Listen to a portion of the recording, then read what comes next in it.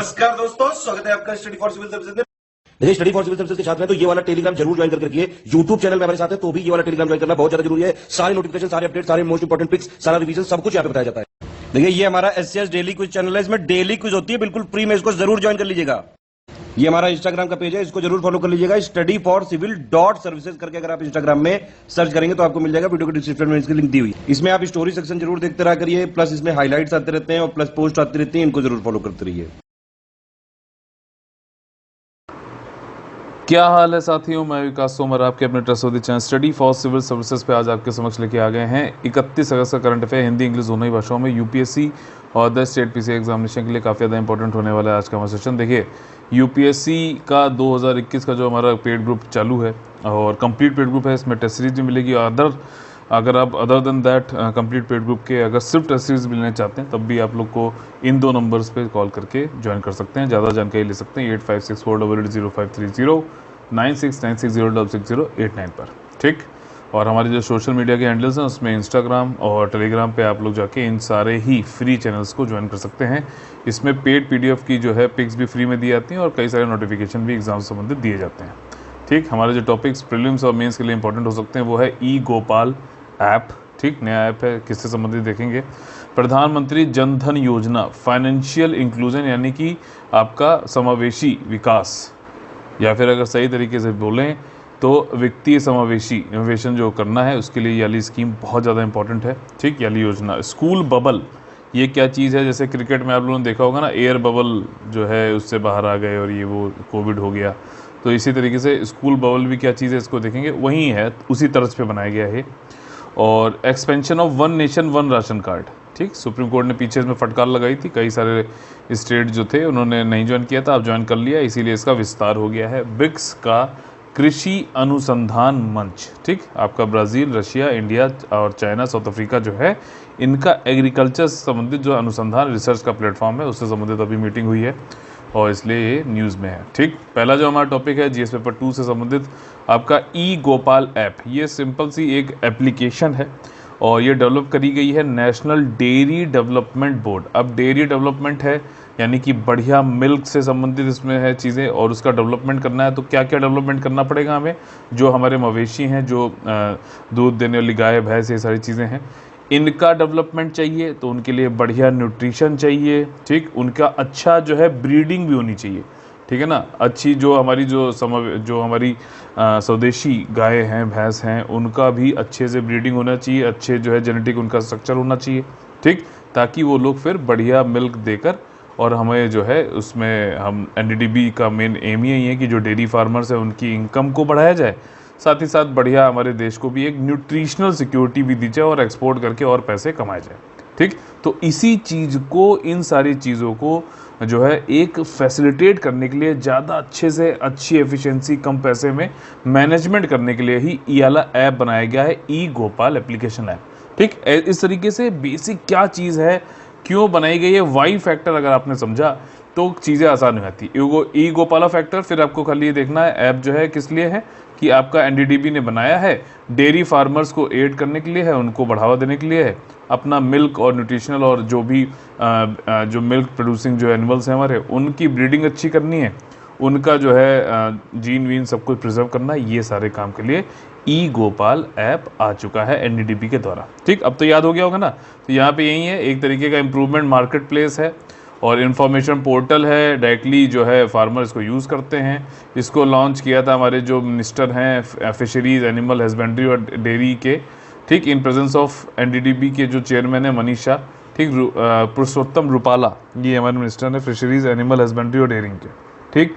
NDDB ने इसको launch किया है और आई मैप वेब पोर्टल भी जो है सर्टिफिकेट लॉन्च किया गया, रियल टाइम पे डेयरी फार्मर्स को बेटर प्रोडक्टिविटी जो है दे सकें, अच्छी उत्पादकता दे सकें, डेयरी के एनिमल्स जो हैं उसके लिए वाला प्लेटफॉर्म बनाया गया है, ठीक। फार्मर्स यहाँ पर जाकर लाइव स्टॉक को खरीद भी बेच भी सकते हैं, उनके जो जर्म प्लाज्म है, उनके सीमन एम्ब्रियोज जो कि यूज़ में आता है आपका ब्रीडिंग में, अच्छी क्वालिटी ब्रीडिंग हो सके, ये सारी चीज़ें। और इसमें जो है वेटनरी जो मेडिसिन है वो Ayurvedic ethno veterinary medicine use करी जाएगी एनिमल्स को ट्रीट करने के लिए, क्योंकि कहा जाता है आयुर्वेदिक की चीज़ों में साइड इफेक्ट नहीं होता है। ठीक, हर चीज़ का लॉजिक है जो यहाँ पे हो रहा है, बस आपको समझने की ज़रूरत है, इंटरलिंक करने की ज़रूरत है। ठीक है, और there is a mechanism to send alert भी इसके द्वारा दिया जा सकता है कि भैया जो आपका मवेशी है उसका वैक्सीनेशन कब होना है, उसका प्रेगनेंसी डायग्नोसिस करना, या फिर उसका जब भी मतलब कोई भी इन्फॉर्म करना है गवर्नमेंट स्कीम के बारे में फार्मर्स को, उन सब का भी जो है सूचना इस मोबाइल ऐप के द्वारा दिया जाता है। ये सारी चीज़ें यहाँ पे फिर से वहीं दी गई हैं, और ये पोर्टल जो है रियल टाइम में कवरेज जो है गवर्नमेंट स्कीम का सब कुछ देता है। ठीक, समझ में आई बात। एनडीडीबी क्या है, अब ये पार्लियामेंट संसद ने एक अधिनियम एक्ट बनाया था, उसके जरिए एनडीडीबी बनाया गया। तो ये एक क्या है, आपकी सांविधिक या फिर वैधानिक निकाय है। ठीक है, और ये ministry of fisheries animal husbandry dairying के अंतर्गत आता है। इसका मेन ऑफिस आनंद गुजरात में है। फाउंडर्स के वर्गीस कुरियन थे, जिनको वाइट रेवोल्यूशन के जो है फादर बोला जाता है भारत में, और ये फाउंड किया गया था 1965 में। ठीक, बात समझ में आ गई। दूसरा है, आप क्योंकि मोबाइल ऐप और वेब पोर्टल इन सब की बात हुई, तो डिजिटल इंडिया जो है एक प्लान है, एक कैंपेन है कि गवर्नमेंट की जो भी सर्विसेज दी जानी हैं उनको जो है हम डिजिटल के माध्यम से, तो उसके लिए क्या ज़रूरत पड़ेगी भैया, ऑनलाइन इंफ्रास्ट्रक्चर बनाओ, तो ताकि मोबाइल इंटरनेट ठीक कनेक्टिविटी पहुंच सके आसानी से, और ताकि डिजिटली एम्पावर्ड, ठीक, डिजिटली सशक्त बन सके हमारा country in the field of technology. Digital India का मेन ये चीज़ें हैं, और 2015 में लॉन्च हुआ था, डिजिटाइजेशन की बात है, मोदी जी ने इसको लॉन्च किया था। और किस मिनिस्ट्री के अंतर्गत आता, माईटी, ठीक, ministry of electronics and information technology. इस डिजिटल इंडिया का अगर मान लीजिए कहीं पूछ ले कि मोटो क्या है, तो पावर टू एम्पावर, ठीक, शक्ति से जो है सशक्त बनाने वाली चीज़ है, पावर टू एम्पावर। ठीक, ध्यान रहेगा ना, ये सारी चीज़ें आपके साथ सामने रहती हैं, बस ये है सेलेक्टिव पढ़ना है, जो क्वेश्चन पूछे जा सकते हैं, बन सकते हैं। पढ़ते समय ये हमेशा ट्राई किया करो कि क्या क्वेश्चन बन सकते हैं, ये सोचने की, ताकि जो है आप लोग मैक्सिमम क्वेश्चन वहीं पे कवर कर लो। ठीक, और अच्छे से पढ़ाई करो, और उससे आपको ये भी होता है कि जो आप पढ़ रहे हो उसमें मेन पॉइंट्स को ज़्यादा समय तक आप याद रख सकते हो, कम से कम एग्ज़ाम तक तो याद हो ही जाता है। ठीक, अगला जो हमारा टॉपिक है वो है प्रधानमंत्री जन धन योजना, किससे संबंधित, ये वित्तीय समावेशन से संबंधित वाली योजना है, हमारे प्रधानमंत्री जी ने लॉन्च करी थी 15 अगस्त जो है आपका 2014 में, इसके बारे में बताया गया था जन धन योजना के बारे में, और 28 अगस्त से ही ये लॉन्च हो गई थी। ठीक, फिलहाल जो है इसके बारे में एक जो है सर्वे आया है जनधन अकाउंट के बारे में, फाइनेंस मिनिस्ट्री ने ये सर्वे दिया है, बताया है कि भैया 43 करोड़ जो है इसमें खाते हो चुके हैं, जिसमें 1.46 लाख करोड़ रुपया डिपॉजिट है। तो ये गवर्नमेंट की जो एक फाइनेंशियल इंक्लूजन यानी कि वित्तीय समावेशन की योजना जो है ये काफ़ी अच्छी तरीके से काम कर रही है पिछले 7 सालों में, अगर इसका इम्प्लीमेंटेशन कार्यान्वयन देखा जाए तो 18 अगस्त 2021 को देखा जाए तो 43 करोड़ कम से कम अकाउंट हैं, जिसमें से एक बहुत ही महत्वपूर्ण चीज़ है, दो बोले अगर तो 55% जो खाते बने जनधन योजना के अंतर्गत वो बने व्यूमन के अभी हैं इस समय, और करीबन 66.69% जो खाते हैं वो रूरल या फिर सेमी अर्बन एरियाज में, तो शहरों में नहीं बल्कि ग्रामीण में। तो एक तरीके से ये दिखाने की कोशिश की जा रही है कि ऐसे लोग, ठीक, जिसमें एक मोटिव इसका पिलर भी है कि बैंक द अनबैंक्ड, ठीक है ना, तो जिनके पास जो फाइनेंशियल इंक्लूजन से दूर थे जैसे वीमेन जैसे रूरल एरियाज, तो उनको भी इसमें जोड़ने में सफल हुई है वाली योजना। This is a very good point to be made. ठीक, और इसमें यहाँ पर पहले साल में देखा जाए तो 18 करोड़ करीबन जो है जनधन अकाउंट खोले गए थे, और अभी इसमें से ही एक और अच्छी बात है, पहले ये कहा जाता था कि कई सारे खाते खुले तो उसमें जो है 1 रुपी अकाउंट बोला जाता था कि 1 रुपया खाली डाल दिया है, तो मतलब खाली दिखाने के लिए ये वाले अकाउंट खोले गए, इसमें पैसा कोई डालता नहीं है, खाली इसको रोक के रखने के लिए 1 रुपया डाल के रखा जाता है ताकि दिखे कि हाँ ऑपरेशनल है।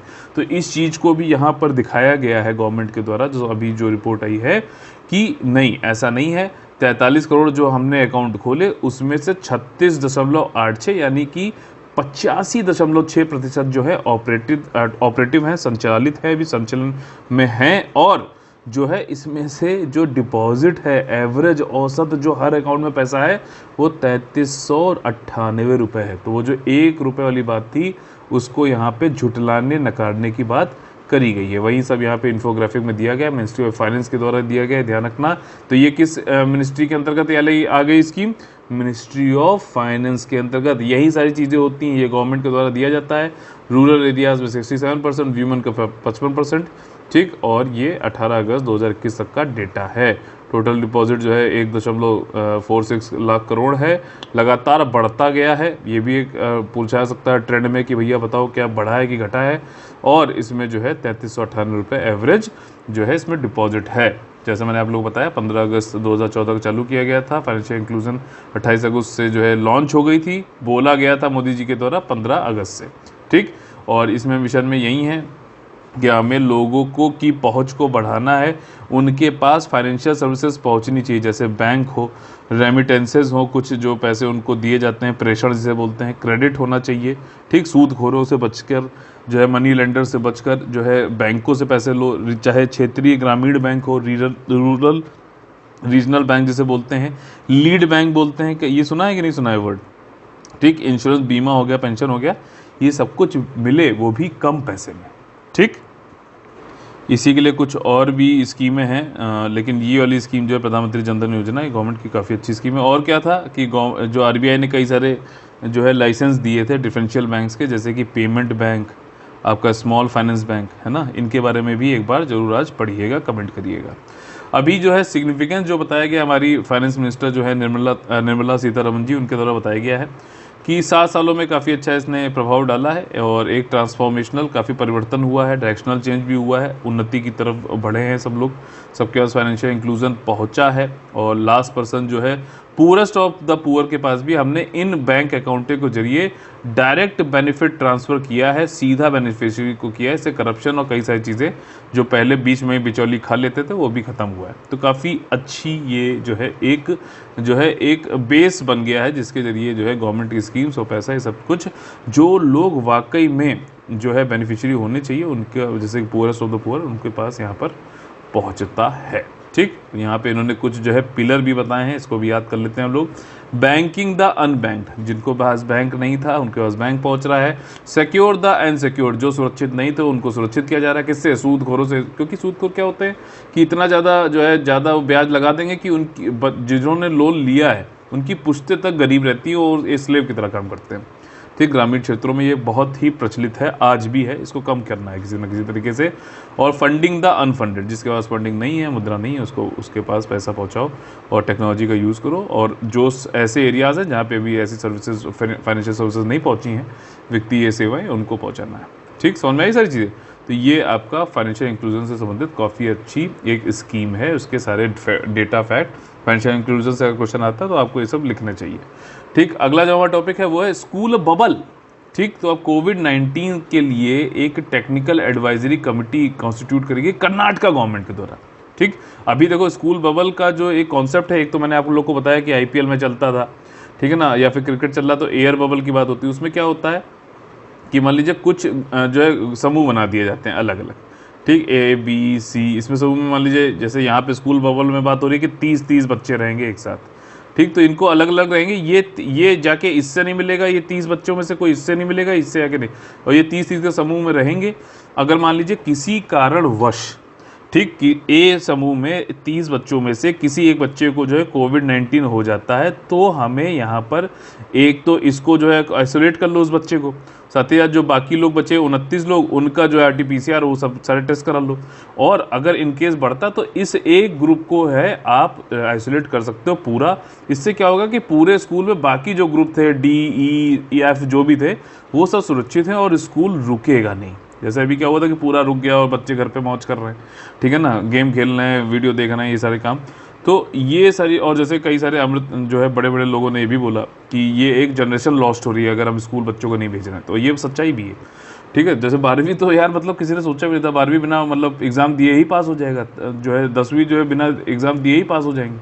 तो उसमें जो वाकई पढ़ने वाले बच्चे थे उनको तो नुकसान हुआ है, बाकी जो बाकी जो इस टाइप के लोग थे जो पढ़ते ही नहीं थे, चाहे उनको कितना भी लातों घूसों से समझा लो, उन लोग के लिए तो बड़ी जो है एक तरीके से अच्छा हो गया। खैर, तो यहाँ पे ये है कि एक को आइसोलेट कर लो, बाकी लोग जो है पढ़ते रहे, स्कूल चलता रहे नियमित तौर से, ये चीज़ है। तो आईपीएल में, क्रिकेट में हमने ये चीज़ देखी। स्कूल बबल का अगर स्पेसिफिकली निर्दिष्ट तरीके से अगर हम समझें तो ये यूके में वाला कॉन्सेप्ट चला था, वही कॉन्सेप्ट जो है अभी टेक्निकल एडवाइजरी कमेटी जो है कर्नाटक गवर्नमेंट ने बनाई है, और उस पर बात हो रही है जो चिल्ड्रन है 18 साल से नीचे, उनके लिए स्कूल और प्री यूनिवर्सिटी कॉलेजेस में किस तरीके से करना है इसके बारे में बताना है, ताकि जो स्प्रेड है इस डिजीज़ का वो लिमिटेड ही रहे और स्कूल और बाकी सारी चीज़ें जो है ठीक तरीके से चलती रहें। स्कूल बबल यही साइज है, ग्रुप में इसको बांट देते हैं, आइसोलेट कर सकते हैं फ्यू।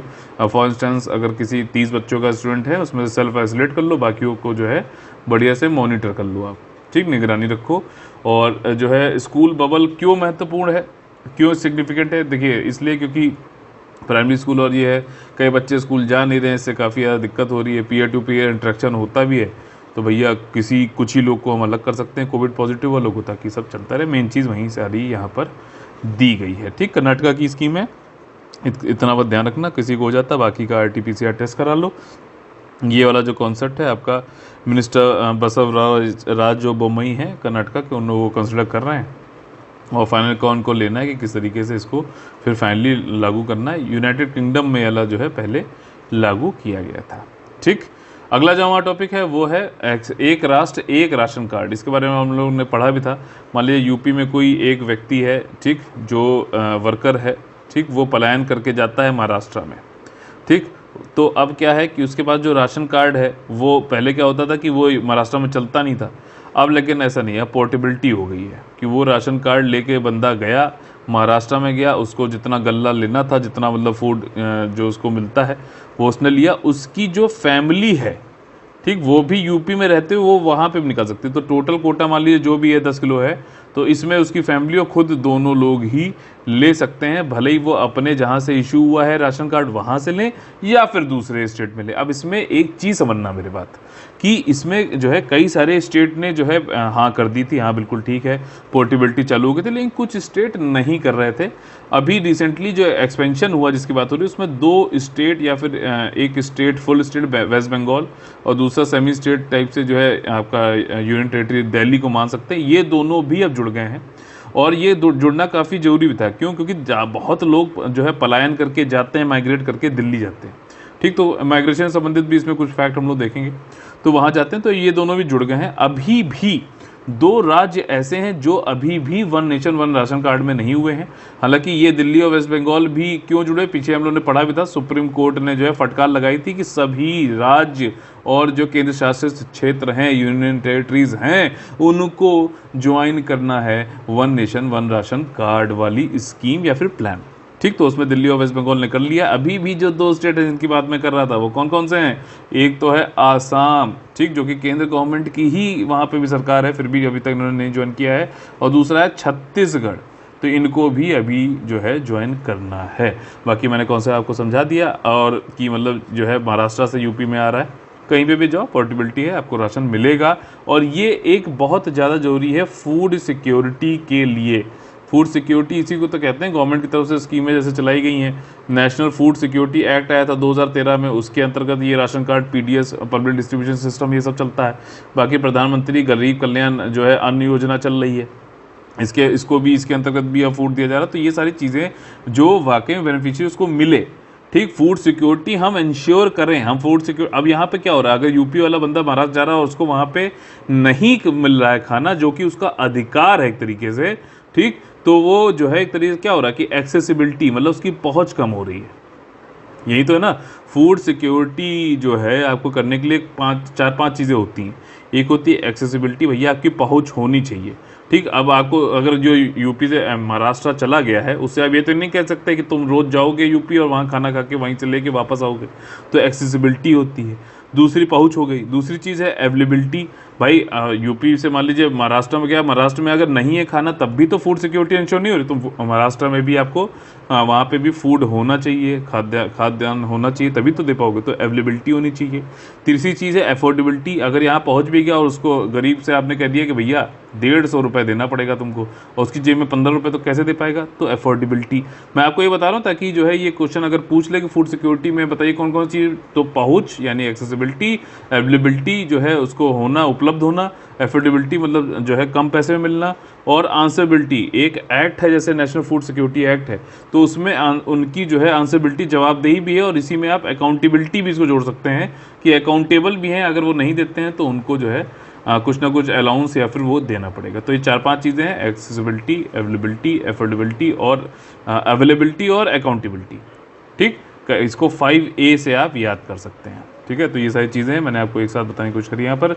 मेरे ख्याल से आपको जरूर समझ में आएगा। देखो अब जब ये दो जुड़ गए तो अब 34 स्टेट और यूनियन टेरेटरी में जो है ये चालू हो गया है one nation one ration card. इसमें करीबन 75 करोड़ जो जनता है, और नेशनल फूड सिक्योरिटी एक्ट के अनुसार जो है 94.3% जो जनता है जो कि इस लॉ के अंतर्गत आता है वो कवर हो गई है। अगर आप इसको एब्सोल्यूट नंबर में देखेंगे तो 75 करोड़ होता है। ठीक, वेस्ट बंगाल और वेस्ट बंगाल और जो है दिल्ली ये अब इसके अंतर्गत आ गए हैं। छत्तीसगढ़, आसाम नहीं आए हैं। सुप्रीम कोर्ट ने इनको फटकार लगाई थी 29 जून को, तो अब ये पोर्टेबिलिटी के लिए काम कर रहे हैं। अच्छा, जो पोर्टेबिलिटी है, जैसे मैंने आपको दिया एग्जाम्पल कि आपका जो है महाराष्ट्र जा रहे हो यूपी से, या फिर महाराष्ट्र से यूपी आ रहे हो, इसके साथ ही एक चीज़ है, ये तो इंटर स्टेट हुआ यानी कि अंतर्राज्यीय हुआ, लेकिन ये भी है कि यूपी में एक डिस्ट्रिक्ट से, इलाहाबाद से अगर कोई लखनऊ जा रहा है तो उसको भी मिलेगा। तो एक स्टेट के अंदर भी याली स्कीम का पोर्टेबिलिटी होती है, ये भी ध्यान रखना, प्लीज़ कंफ्यूज मत होइएगा। ठीक, ये सारी बात है। फूड मिनिस्ट्री ने बताया है कि पोर्टेबिलिटी वाले जो ट्रांजैक्शन है हमारे यहाँ हर माह में औसतन 2.2 करोड़ होते हैं, चाहे वो इंटर स्टेट हो या इंट्रा स्टेट हो। और प्रधानमंत्री गरीब कल्याण अन्न योजना जो है इसके अंतर्गत ये जो है डेटा पूरा निकाला गया है। अच्छा, अब यहाँ पे जो पलायन होता है उसको देख लेते हैं। ज़्यादातर जो राशन कार्ड है और जो जहाँ पर जाके जो है कार्मिक जो है या फिर वर्कर जो है जाता है वो 4 ऐसे टॉप डेस्टिनेशन यानी कि गंतव्य वाले स्टेट कौन कौन से हैं, जैसे कि दिल्ली, हरियाणा, महाराष्ट्र और गुजरात। अब यहाँ पे एक तथ्य बहुत अच्छा ये है कि जहाँ पर आउटवर्ड है, जहाँ से जा रहे हैं, यहाँ पे तो आ रहे हैं, ठीक है, जहाँ से जा रहे हैं उसमें भी जो है महाराष्ट्र आता है तीसरे नंबर पे, यानी कि महाराष्ट्र से लोग जाते भी ज़्यादा हैं और आते भी ज़्यादा हैं। ठीक, तो जाने वाले में कौन कौन से है? उत्तर प्रदेश, बिहार, ये तो सबको पता है, महाराष्ट्र और आंध्र प्रदेश है। ठीक, ये ध्यान रखना। और कहाँ पहुँचते हैं वो है दिल्ली, हरियाणा, महाराष्ट्र, गुजरात। ठीक, गॉट दिस पॉइंट। ये चीज़ें हैं। बाकी मैंने फूड सिक्योरिटी वाला पॉइंट आपको पहले बता दिया, फिर से रटवा दे रहा हूँ आपको। एक्सेसिबिलिटी, अफोर्डेबिलिटी, आंसरेबिलिटी, अकाउंटेबिलिटी और जो है अवेलेबिलिटी, इसको याद कर लो ताकि ना फील करो गिल्टी। ठीक, तो ये चीज़ है। और ये देखिए यहाँ पर ये सारी चीज़ें दे रखी हैं। बिहार एक ऐसा है स्टेट है जहाँ पे सबसे ज़्यादा पोर्टेबल ट्रांजैक्शन होते हैं, उसके बाद आंध्र प्रदेश, फिर राजस्थान। ये एक एक्स्ट्रा फैक्ट आप लोगों को याद करना। One nation one ration card मैंने आपको पहले बता दिया। फिजिकल लोकेशन आप कहीं पे भी हो। अगस्त 2019 से ये लॉन्च किया गया है और आपको जो फूड सिक्योरिटी को इंश्योर करना है, आप जाइए, सब्सिडाइज फूड ग्रेन आपको मिलेगा, फेयर शॉप आप कहीं पे भी हो। बस ये कि स्टेट को जुड़ना जरूरी है ना यार, वो जुड़ जाएँ। आसाम और जो है छत्तीसगढ़ तो और बढ़िया हो जाएगा। इससे जो पलायन जो प्रवासी हैं उनको सशक्त बनाया जाता है। और प्रधानमंत्री जी का भी जो एक सपना है कि आत्मनिर्भर भारत हमें बनाना है, उसमें टेक्नोलॉजी के द्वारा जो है काफ़ी ज़्यादा हमें सुधार लाना है। तो उसी की तरफ प्रयासरत होते हुए one nation one ration card भी एक माइग्रेंट्स को सशक्त बनाता है। ठीक, आत्मनिर्भर भारत अभियान के तहत प्रधानमंत्री के प्रौद्योगिकी जो है संचालित प्रणालीगत सुधार, मतलब सिस्टम में रिफॉर्म आना चाहिए। ये सारी चीज़ें बात है। ठीक, अगला जो हमारा टॉपिक है वो है ब्रिक्स कृषि अनुसंधान मंच। ब्रिक्स यानी कि Brazil, Russia, India, China, south Africa.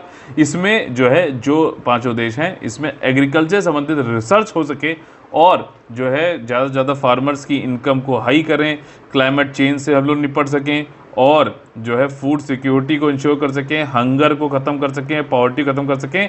ये सारी चीज़ें एग्रीकल्चर रिसर्च करके हम कर सकें। आपस में एक दूसरे से डेटा को शेयर करें, एक दूसरे की हेल्प करें, कॉपरेशन करें। इसी के लिए ये किया गया था। ब्रिक्स का सम्मेलन अभी हुआ था। इसमें हमारे जो एग्रीकल्चर फार्मर वेलफेयर के जो मिनिस्टर हैं नरेंद्र सिंह तोमर जी, इन्होंने अनाउंस किया था कि हम ऑपरेशनलाइज कर रहे हैं ब्रिक्स एग्रीकल्चर रिसर्च प्लेटफॉर्म को, और ये सेटअप कर रहे हैं इंडिया में, स्ट्रेंथन करेंगे ताकि कॉपरेशन सहयोग बढ़े एग्रीकल्चर के फील्ड में अनुसंधान और नवीन नवाचार सोच को ब्रिक्स नेशन के बीच में। पूरी चीज़ समझ में आ गई। तो यहाँ पे जो है 11वां ये मीटिंग थी, ये ध्यान रख लेना, ये थोड़े से फैक्ट्स याद रखना चाहिए, पूछ लेता है।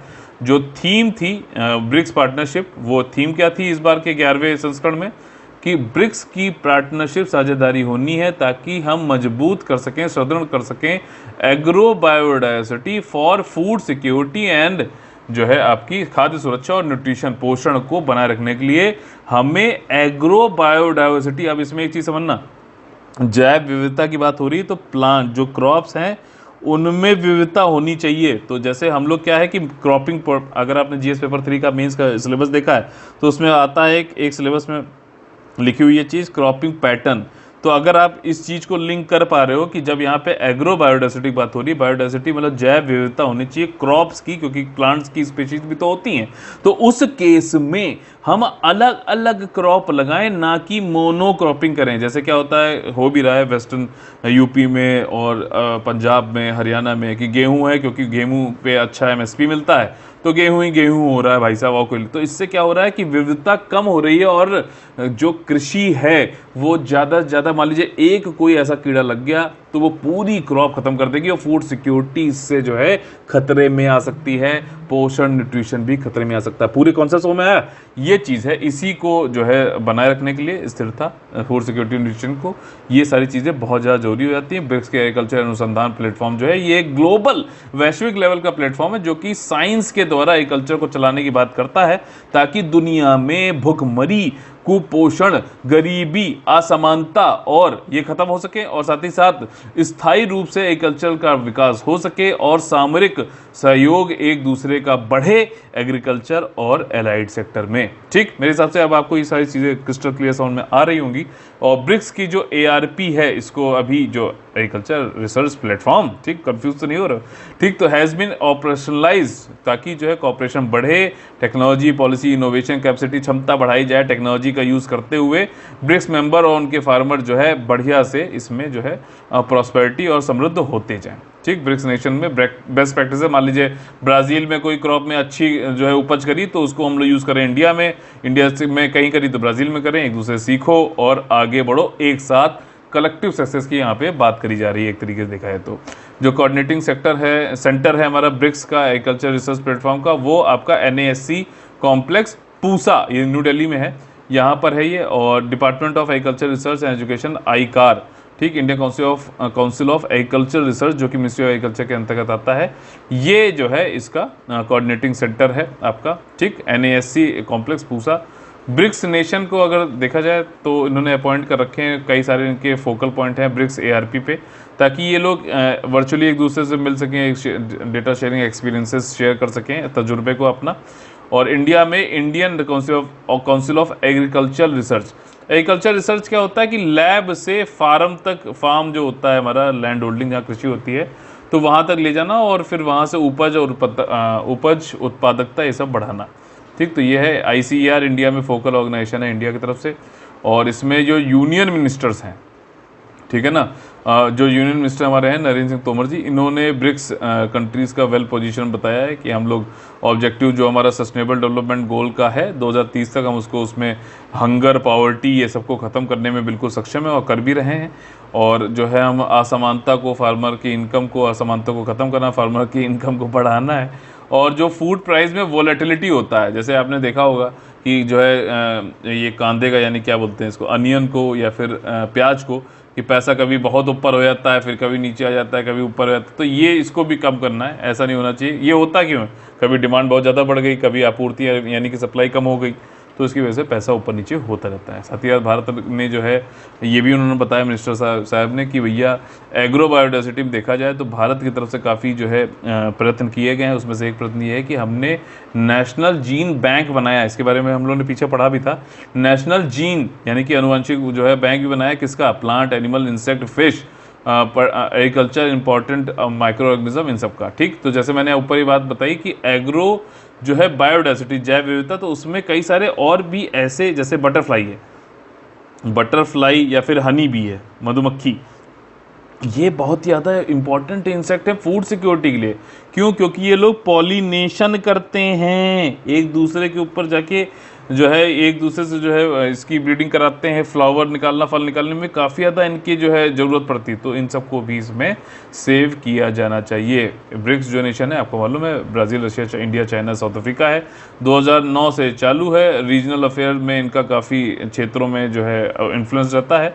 और ये ब्रिक्स जो है आपका 2006 जून से फाउंडेड हुआ था। मेंबर स्टेट्स आपका पता है, ये पॉलिटिकल ये पर्पस के लिए काम करता है। और हम लोग आ गए अपने फेवरेट सेक्शन में जिसका नाम है कौन बनेगा IAS PCS। इसमें प्रीलिम्स के क्वेश्चन किस तरीके से हमें सॉल्व करना चाहिए, इस पे हम लोग जोड़ देते हैं। देखिए, पूर्वोत्तर क्षेत्र सतत विकास लक्ष्य सूचकांक, ठीक, north eastern regional district SDG index से संबंधित कुछ स्टेटमेंट यहाँ दिए गए, आप लोग बताना कौन सा सही है। देखिए, पहला स्टेटमेंट ये है कि ये वाला जो है 5वां संस्करण था, तो बिल्कुल गलत है, ये पहला संस्करण था। और इसी के जरिए जो है अगर आपने पढ़ा ढंग से तो आप लोग जो है एलिमिनेशन मेथड के थ्रू C ऑप्शन यहाँ पे निकाल लेंगे। खैर, हम लोग और पढ़ लेते हैं। इसको डेवलप किया नीति आयोग ने। नीति आयोग देखो नोडल जो है इसका एक तरह एजेंसी है। SDG किस हिसाब से भारत में चल रहा है, कई सारे मिनिस्ट्रीज है, उनसे डेटा लेना, कोऑर्डिनेट करना का काम इसका है, लेकिन ये ही सूचकांक ये बताता है। तो जो मिनिस्ट्री नीति आयोग की बात हो गई, और मिनिस्ट्री ऑफ डेवलपमेंट जो नॉर्थ ईस्ट रीजन की, इन दोनों ने मिलके ये नॉर्थ ईस्ट रीजन के डिस्ट्रिक्ट के SDG इंडेक्स सूचकांक निकाला है। ठीक है, तो काफ़ी लॉजिकल आपको समझ में आ रहा होगा। इसमें परफॉर्मेंस जो है 8 स्टेट का लिया जा रहा है, सिक्किम और बाकी जो है ये 7 सिस्टर्स जिसको बोला जाता है, अरुणाचल प्रदेश, आसाम, मणिपुर, ये सारे उत्तर पूर्वी भारत के हिस्से हैं। ठीक, इसमें कुछ जानकारियाँ और ले लेते हैं। ये पहला संस्करण था, ये बात समझ में आ गई। इसमें जो डिस्ट्रिक्ट लेवल पे किस तरीके से क्या उनके जो है परफॉर्मेंस चल रही है क्षेत्रों में, या फिर SDG के को मतलब पाने के लिए, ऐसे गोल्स को अचीव करने के लिए क्या उनके अभी स्थिति चल रही है, क्या स्टेटस है, क्या उनका डेटा गैप्स है, क्या इश्यूज़ हैं, इन सबको समझने के लिए वाला जो है सूचकांक लाया गया है। और इसमें देखिए जो डेटा निकाला जाता है, SDG इंडेक्स निकाला जाता है, तो उसमें स्कोर दिए गए हैं। स्कोर जो है 4 उसमें है। तो सबसे कम अगर देखा है तो एस्पिरेंट होता है 0 से 49, ठीक। फिर उसके बाद जो है आपका परफॉर्मर है 50 से 64, फिर उसके बाद फ्रंट रनर है 65 से 99, और अचीवर 100 है। तो अचीवर तो कोई भी नहीं है, ये बात आपको समझ में आ रहा होगा। तो 103 डिस्ट्रिक्ट हैं पूरे, उसमें से 64 डिस्ट्रिक्ट जो है फ्रंट रनर आए, ज़्यादातर इसी कैटेगरी में है, सेकंड कैटेगरी आप मान सकते हैं। और 39 डिस्ट्रिक्ट जो है आपके परफॉर्मर कैटेगरी में है, जो आपका सेकंड लास्ट है, ठीक। और कंपोजिट स्कोर निकाला गया तब। अब इसमें जो और सारे डिस्ट्रिक्ट हैं आपके सिक्किम के और त्रिपुरा के, तो ये दोनों ही ऐसे स्टेट हैं जहाँ पे सारे डिस्ट्रिक्ट फ्रंट रनर वाली जो है कैटेगरी में आते हैं। This is a very good thing. और कोई भी जो है डिस्ट्रिक्ट एस्पिरेंट में नहीं आता है, ना ही अचीवर में आता है, ठीक। ईस्ट सिक्किम जो अगर देखो जो आप, तो इसका रैंक सबसे ऊपर है, ये बात समझ लें। ईस्ट सिक्किम जो है आपका डिस्ट्रिक्ट है, ठीक। और यहाँ पे इसके बाद गोमती डिस्ट्रिक्ट, नॉर्थ त्रिपुरा, ये जो है सेकंड पोजीशन पे आते हैं 75.73 स्कोर के साथ में, ठीक। तो कुछ डेटा है, SDG संबंधित क्वेश्चन आता है। UPPCS में तो अलग से एक जो है टॉपिक भी दे रखा है, नीति आयोग SDG, तो उसमें ये वाला क्वेश्चन मेंस में पूछा भी जा सकता है, ठीक, प्रीलिम्स में भी आ सकता है, ठीक। अगला जो हमारा क्वेश्चन है वो ये है कि विग्रह से संबंधित निम्नलिखित कथनों में से कौन सा कथन सत्य है, ठीक। तो विग्रह क्या चीज़ है, क्या यहाँ पे पहला स्टेटमेंट बोल रहा है कि भैया ये ऑफशोर आपका पेट्रोल वेसल है, यानी कि अपतटीय गश्ती पोत है, इसको लार्सन एंड ट्यूब्रो LNT की शिप बिल्डिंग लिमिटेड ने बनाया है, भारत में ही इंडिजिनियसली इसको डिजाइन भी किया गया, बिल्ड भी किया गया। तो ये पहले वाला स्टेटमेंट क्या सही लग रहा है, गलत लग रहा है, बताइए। और ये बेस किया जाएगा विशाखापट्टनम पे, और मतलब भारत के जो है आपके ईस्ट एरिया में विशाखापट्टनम पे, और जो है ये ऑपरेट करेगा Indian east seaboard under the operation and administrative control, यानी प्रशासनिक नियंत्रण और संचालित नियंत्रण किसके, आपके ईस्टर्न सी बोर्ड, यानी कमांडर कोस्ट गार्ड रीजन के ईस्ट के। तो बिल्कुल ठीक है, विशाखापट्टनम बोल रहा है, इधर है, तो आपको अगर आपने पढ़ा है तो आप इसमें से निकाल लोगे। फिर इसके बाद है इसमें क्या क्या चीज़ें हैं भैया, ठीक। तो इसमें इंटीग्रेटेड ब्रिज सिस्टम है, इंटीग्रेटेड प्लेटफॉर्म मैनेजमेंट सिस्टम है, ऑटोमेटेड पावर मैनेजमेंट सिस्टम है, और high power external fire fighting system है। तो फायर फाइटिंग वाला समझ में आ गया होगा, पावर का मतलब बिजली का मैनेजमेंट सिस्टम भी समझ में आ गया होगा, इंटीग्रेटेड प्लेटफॉर्म मैनेजमेंट सिस्टम आ गया, सारी चीज़ें मतलब एकीकृत, एक ही साथ इसको प्लेटफॉर्म को मैनेज कर लो। और साथ ही इंटीग्रेटेड ब्रिज सिस्टम है क्या है, ठीक। तो इसको जो है आप लोगों को कमेंट करके बताना है। तो इसमें देखिए सारे स्टेटमेंट एकदम खरा सोना है, सबके सब सही है। और ये मिनिस्ट्री ऑफ डिफेंस ने जो है इसको नेशन के लिए समर्पित कर दिया गया है। ये आपका indigenously build coastal guard ship है विग्रा, और इसको जो है L&T ने बनाया है, शिप बिल्डिंग लिमिटेड ने। ये जो हमारा इकोनॉमिक एक्सक्लूसिव जोन जो होता है उसकी निगरानी करेगा, और कोस्टल गार्ड चार्टर में जो भी चीज़ें दी गई, ड्यूटीज़ दी गई हैं, उनको जो है पूरा करेगा। और मैरीटाइम इंटरेस्ट जो हमारे समुद्री जो हमारे जो इंटरेस्ट हैं उनको जो है इंडिया के, उनको सेफ गार्ड करेगा। ठीक, और साथ ही साथ it is the last vessel, एक हमारा जो है 7 OPV, ठीक है ना, की बात चल रही थी, ओपन ये पेट्रोलिंग वेसल्स की, ओशियन पेट्रोलिंग वेसल्स की, तो 7 जो बनाने थे L&T को, उसमें से ये आखिरी था। ठीक, मिनिस्ट्री ऑफ डिफेंस ने ये दे रखा था, कॉन्ट्रैक्ट साइन किया था L&T ने 2015 में। और देखो इसका तो नाम क्या है, विग्रह था। और जो है कौन कौन से हैं नाम से, विक्रम, विजय, वीर, वरह, ठीक, वरह और वरद और वज्र, तो ये और भी हमारे जो है OPVs, ocean patrolling vehicles vessels हैं। ठीक, तो यारी चीज़ है। और अंत में 31 अगस्त 2021 से क्वेश्चन नंबर 103 जो हमारा है, आप लोग से क्वेश्चन ये पूछा गया है कि आप लोग लिखना है, right A short note on the status of financial inclusion in India. ठीक, भारत में वित्तीय समावेशन की स्थिति पर एक संक्षिप्त टिप्पणी लिखें। तो इसी प्रकार से आज का हमारा सेशन खत्म होता है। अगर आप लोग को पसंद आया है, और अगर पसंद आया है तो लाइक का बटन बिल्कुल तोड़िएगा, और ज़्यादा से ज़्यादा लोगों को जोड़िएगा, शेयर और सब्सक्राइब कराकर। आप लोग बता दें UPSC 2021 का हमारा कंप्लीट पेड ग्रुप और सिर्फ टेस्ट सीरीज का पेड ग्रुप चालू है। ज़्यादा जानकारी के लिए 8564880530 9696066089 पे आप लोग कॉल कर सकते हैं। जय हिंद, जय Bharat, all the very best है। वंदे वंदे मातरम। खूब पढ़िए, सुरक्षित रहिए। EPFO का एग्जाम पास में आ रहा है, लगातार रिवीजन करते रहिए, सिलेक्शन लेकर रहना है। ऑल द वेरी बेस्ट है।